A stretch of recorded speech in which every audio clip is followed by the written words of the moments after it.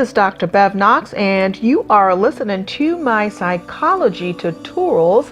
Learn psychology while you sleep. Leadership and public relations, the acts of influencing human behavior. The same skills are necessary for effective leadership can be learned or developed. Researchers have investigated personal traits and specific behaviors associated with effective leaders. One item consistently recognized as relevant to effective leadership, however, is interpersonal skills.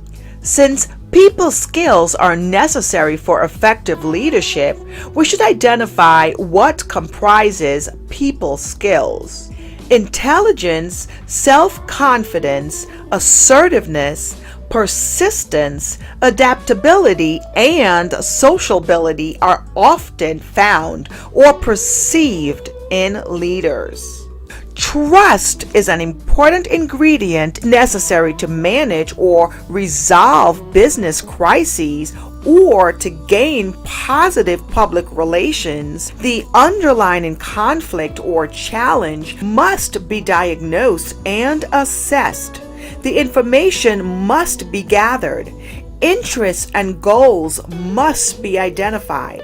Alternatives must also be identified. Relative powers must be assessed. A strategy must be developed, and a persuasive message must be communicated.